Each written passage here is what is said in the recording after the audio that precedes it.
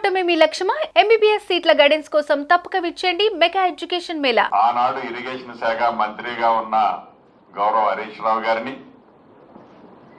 Second spell లో irrigation శాఖ మంత్రిగా ఉన్న ఆనాటి మాజీ ముఖ్యమంత్రి వర్యులు చంద్రశేఖరరావు గారిని ప్రశ్నించదలుచుకున్నా. ఇందాక పెద్దలు ఉత్తమ్ కుమార్ రెడ్డి గారు చెప్పినట్లు వారు ముఖ్యమంత్రిగా దిగిపోయే నాటికి సీతారామ ప్రాజెక్టు కాస్ట్ సుమారు 18,300 కోట్ల కింద నిర్ణయించారు. వారు దిగిపోయే నాటికి వారు చెప్పిన లెక్కల ప్రకారమే వారు ఖర్చు పెట్టింది 7,300 కోట్లు. మరి 18,300 కోట్లకి 7,300 కోట్లు ఖర్చు పెడితే 90% పని కంప్లీట్ అయింది చెప్పుకోవటం ఏ లెక్క ప్రకారం అయింది అనేది వారిని అడుగుతున్నా. ఎస్, మీరన్నట్లు మోటార్లు మేమే తీసుకొచ్చాం, మోటార్లు మేమే నట్లు బోల్ట్లు దగ్గరుండి బిగించాం, మోటార్లంతా రెడీ చేశామన్నారు. నిజంగా మీరే చేశారు. మోటార్లు ఉత్తమ్ కుమార్ రెడ్డి గారో, రేవంత్ రెడ్డి గారో, శ్రీనివాస్ రెడ్డి గారో, తుమ్మల నాగేశ్వరరావు గారు బిగించామని మేమేం చెప్పుకోలే, మీరే బిగించారు. ఎందుకు బిగించారాయా మోటార్లు అంటే, మోటార్లు బిగిస్తే మీకు ఎక్కువ కమిషన్ వస్తుంది, మోటార్లు బిగిస్తే ఎక్కువ కమిషన్ వస్తుంది కాబట్టి మోటార్లు బిగించారు. మీకు ఎక్కడ లాభం ఎక్కువ వస్తుందో, ఎక్కడ కమిషన్ ఎక్కువ వస్తుందో అది మీరు పని చేయటమే తప్ప ప్రజలకు ఉపయోగకరమైన పని చేయాలన్న చిత్తశుద్ధి మీలో లేదు. మీరు చెప్పిన దాంట్లోనే అర్థమవుతుంది. చివరికి మా మంత్రివర్యులు చెప్పినట్లు కరెంటు బిల్లు 430 కోట్లు కూడా మీరు చెల్లించి 4 సంవత్సరాల క్రితం పెట్టిన మోటార్లు డ్రై రన్ కూడా నడుపుకోలేకపోయారు.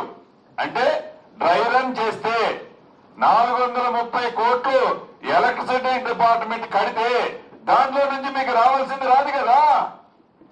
అందుకే దాని మీద ఖర్చు పెడితే మనకి కమిషన్ రాదు కాబట్టి, నిజంగా ఖర్చు పెడితే రైతులకు మంచి జరిగితే మీకు కమిషన్ రాదు కాబట్టి ఎక్కడ కమిషన్ వస్తుందో, దేంట్లో ఎక్కువ పర్సంటేజ్ వస్తుందో డెఫినెట్ గా మీరు దాని మీద ఫోకస్ పెట్టారు.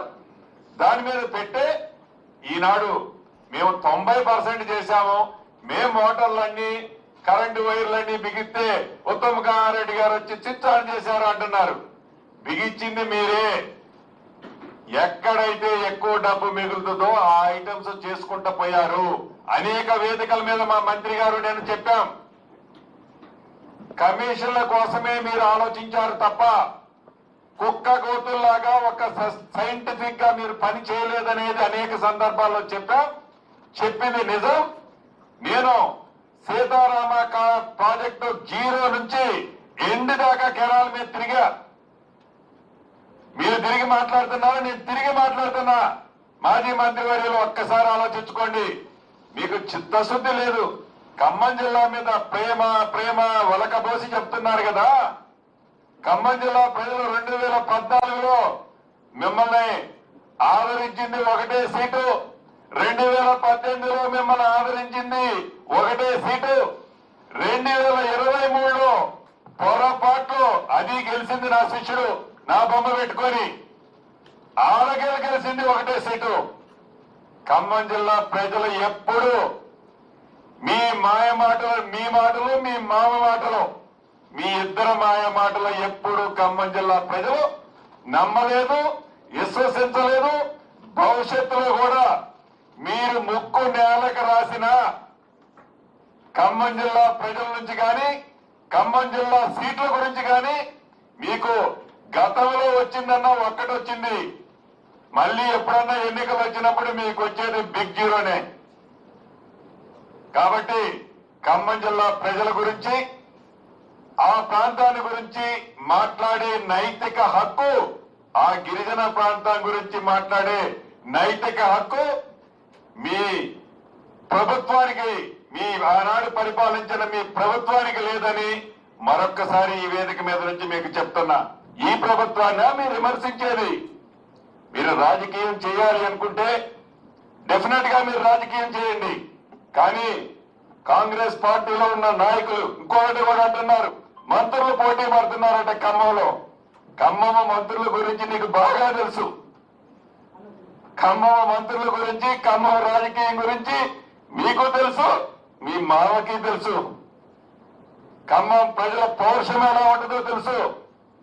కాబట్టి ఎంత తక్కువ ఖమ్మం జిల్లాని గోకితే అంత మంచిది. గౌరవ మాజీ మంత్రి వర్యులు. సుమన్ టీవీలో మీ పర్సనల్ అండ్ బిజినెస్ ప్రమోషన్స్ కోసం కింది నెంబర్కి కాంటాక్ట్ చేయండి.